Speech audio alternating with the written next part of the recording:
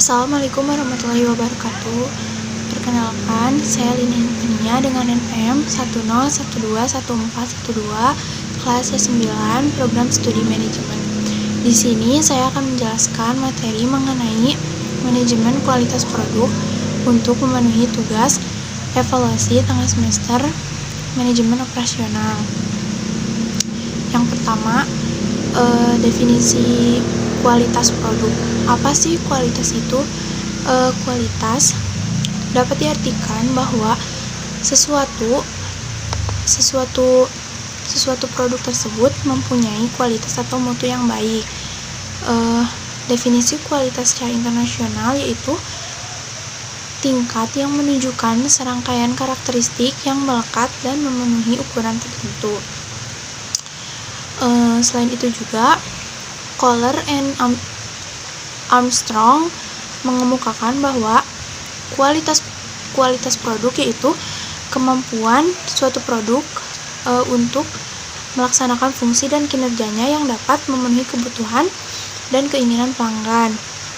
Kualitas produk menjadi hal yang sangat penting yang harus dimiliki oleh sebuah produk, sehingga produsen dituntut untuk menghasilkan produk yang berkualitas agar dapat menarik perhatian konsumen dan memenangkan pasar. Yang selanjutnya, dampak positif kualitas. Apa sih dampak positif dari kualitas? Tentunya produk yang berkualitas mempunyai peranan penting untuk membentuk kepuasan pelanggan. Semakin berkualitas produk yang diberikan, maka kepuasan yang dirasakan oleh pelanggan juga semakin tinggi. Bila kepuasan pelanggan semakin tinggi, maka dapat menimbulkan keuntungan bagi perusahaan. Selain itu juga, dampak positif dari kualitas bisa berupa penurunan biaya produksi. Proses pembuatan produk yang memiliki derajat kesesuaian tinggi terhadap standar sehingga bebas dari kerusakan. Selanjutnya juga bisa meningkatkan pendapatan atau peningkatan penjualan atas produksi berkualitas yang kompetitif. Yang selanjutnya, jenis-jenis pelanggan. Ada berapa sih jenis-jenis pelanggan itu? Jenis-jenis pelanggan dibagi menjadi 3, yaitu pelanggan internal, pelanggan eksternal, dan juga pelanggan perantara. Apa sih pelanggan internal itu? Pelanggan internal merupakan pelanggan yang berasal dari lingkup dalam perusahaan atau internal yang membeli suatu produk atau layanan untuk dijual kembali ke orang lain. Mereka juga bisa berupa agen, lembaga, organisasi yang mendistribusikan produk, barang atau jasa yang ditawarkan oleh perusahaan. Jadi secara sederhana, pelanggan internal dapat diartikan sebagai perwakilan penjualan yang bekerja sama dengan perusahaan.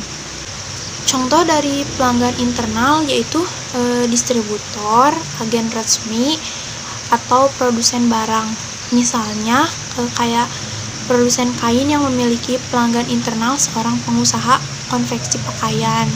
Yang kedua yaitu pelanggan eksternal. Berbeda dengan pelanggan internal, pelanggan eksternal merupakan pelanggan yang secara langsung mengkonsumsi atau menggunakan produk, barang atau jasa yang ditawarkan. Pelanggan eksternal juga disebut sebagai pelanggan akhir. Contoh dari pelanggan eksternal yaitu seorang pelajar yang membeli berbagai kebutuhan alat tulis untuk kebutuhan pembelajaran. Selain itu juga, perusahaan tentunya punya tujuan untuk membuat pelanggan eksternal merasa puas dan loyal adalah dengan memahami mereka melalui produk berkualitas dan sesuai dengan kebutuhan. Karena pelanggan eksternal akan merasakan langsung manfaatnya. Jika mereka merasa puas dengan produknya, mereka akan secara terus-menerus memakainya. Selain itu juga, pelanggan eksternal berpotensi merekomendasikan produk yang digunakan ke orang-orang terdekatnya walaupun tanpa diminta. Inilah alasan pelanggan eksternal menjadi sangat penting. Yang ketiga, ada pelanggan antara atau perantara.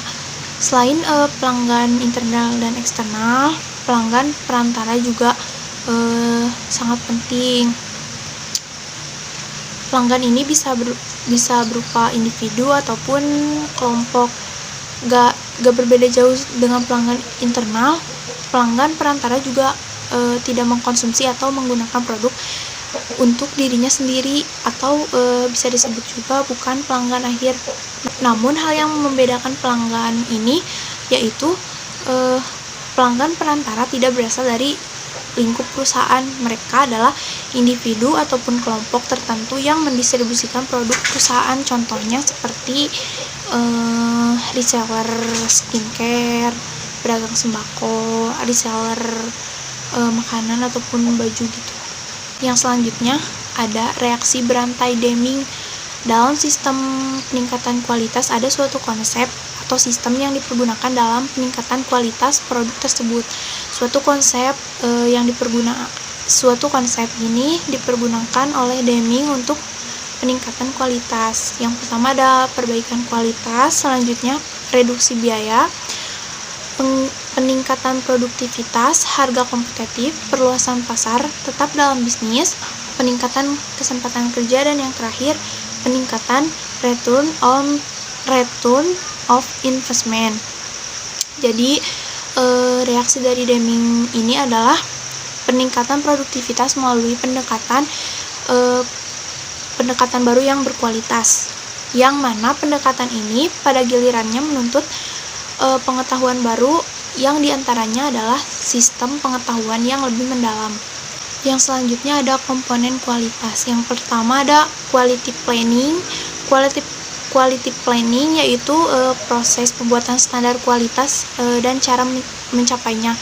Tanpa adanya quality planning, tidak akan ada standar kualitas yang jelas, sehingga bisa saja kualitas yang dihasilkan berbeda-beda. Yang kedua ada quality improvement. Quality ini ditunjukkan memang untuk meningkatkan kualitas produk atau jasa yang sedang diproduksi oleh perusahaan. Biasanya peningkatan kualitas ini dijalankan di tengah-tengah produksi agar proses lebih optimal dan produk yang dihasilkan bisa dipercaya kualitasnya. Yang ketiga ada quality control. Quality control yaitu pengawasan proses untuk menjaga kualitas produksi agar sesuai dengan standar yang ditetapkan di quality planning. Yang selanjutnya ada quality asuransi, yaitu tindakan yang dilakukan untuk memastikan bahwa produk atau jasa sudah memenuhi standar yang ditentukan. Tujuannya agar ketika dijalankan quality control tidak terlalu banyak produk yang harus diperbaiki. Proses ini dapat membuat produksi lebih efisien baik dari segi waktu, tenaga, ataupun biaya. Yang selanjutnya, apa sih pentingnya kualitas produk bagi keselamatan pengguna produk tersebut? Kualitas produk tentunya sangat berperan penting bagi para penggunanya, karena jika produk tersebut tidak berkualitas maka akan memicu terjadinya kecelakaan. Contohnya yaitu sudah kita ketahui bersama bahwa sering sekali terjadi kecelakaan lalu lintas di jalan raya. Contohnya yaitu sering sekali terjadi kecelakaan di jalan raya yang tentunya sangat merugikan diri sendiri ataupun orang lain. Kecelakaan ini bahkan bisa sampai merenggut nyawa seseorang dan jumlahnya pun tiap tahun makin bertambah. Hal ini bisa disebabkan karena pengemudi kurang fokus ataupun karena emang kekuatan di dalam bodi tersebut kurang kokoh gitu. Namun untuk saat ini kita udah mengetahui kalau mobil itu udah memiliki konstruksi bodi yang relatif kuat untuk menahan benturan keras yang terjadi ketika mobil tersebut tabrakan. Selain itu, sistem keselamatan mobil masa kini boleh dibilang sudah mumpuni gitu, seperti tersedianya dual front SRS airbags, side curtain airbag, serta knee drive airbag, tapi hanya ada pada mobil tertentu saja.